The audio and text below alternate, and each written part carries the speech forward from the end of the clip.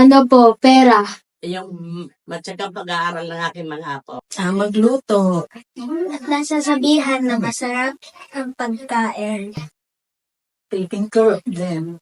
Sinasama mo siya kumain sa restaurant, ganun, paggagala kayo, kasama siya. So, masaya na siya doon. Inaalagaan ko kayo na maayos. Masaya siya kasi pupunta siya dito this May. Sa tingin ko, ngayon, pag umuwi si ate at kompleto kami, Ang bilang nanay, masaya ako pag yung alam ko yung mga anak ko ay malusog. Malusog in a sense na walang karamdaman. Kaya isa-isa kong apo.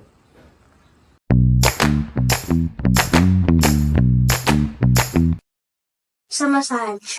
Inahag ko yan. Tapos, minsan, yun, nagahag kami palagi. Hinahag ko po siya. Lalapit lang siya sa akin, kiss me and say, I love you.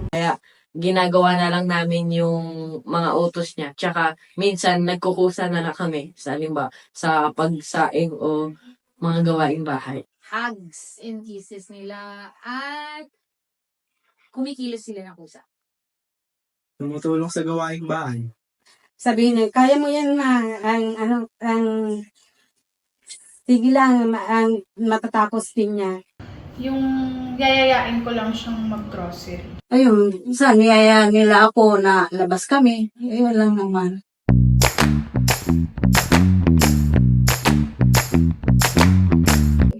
Kung maingay po kami, Mga pasaway, yung minsan pag may sinasabi ako na hindi nila susundin, yan, nagagalit ako. si tatay. Pag hindi sila sumusunod, ay mga makakalat sa mga gamit. Hindi nasusunod yung utos niya. Before. Ay, yung hindi kayo sumusunod sa utos. Mamaya. Mamaya na. Mamaya na lang. pag hindi nagawa yung bilin niya, kaya pa nagsabi ko, wait lang. Galit ako sa mamaya na. Okay. Wait. Hate ko yan. Makalat. Ako na lang. Makalat to. Kung minsan, ayun, magulong bahay.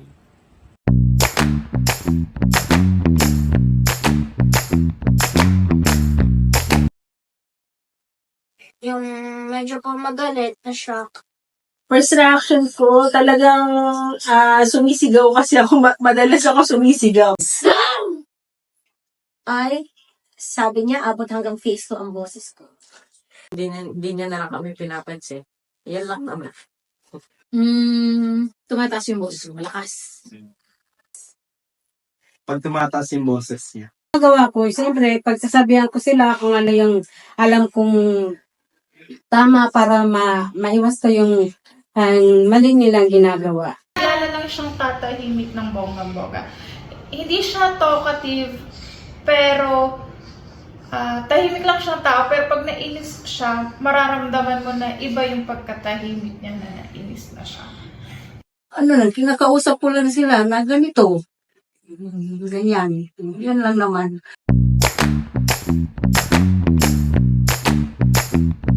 Kung paano ko palalakin yung bata. At saka at the same time, yung baka magkasakit dahil sa akin. Fear ko is baka may mangyari sa kanyang masama while natutulog ako, while naliligo ako, kumakain. Hindi ko magampanan yung pagiging nanay sa akin. Masabay yung mamatay ka ganun.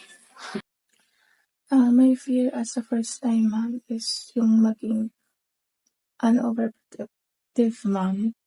Yung hindi ko siya mabigyan ng support or proper guidance on how to explore things that he can do on his own.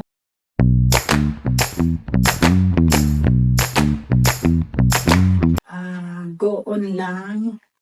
Kaya niya kasi mother ko yun. Kailangan hands-on sila sa kanilang mga anak. Kausapin nila lang, parang kaibigan lang nila. Kaya nila yan, huwag silang matakot. Every day, every moment. Enjoy it. Dating yung time din na talagang lahat ay magiging kalma.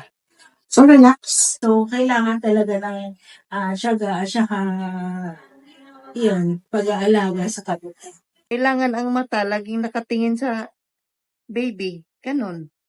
i-enjoy nyo habang bata pa. Kasi pag laki-laki niyan, hindi na talaga kayo matatakot dahil maiinis kayo. Magagalit kayo. Enjoy the moment habang maliliit pa ang mga anak.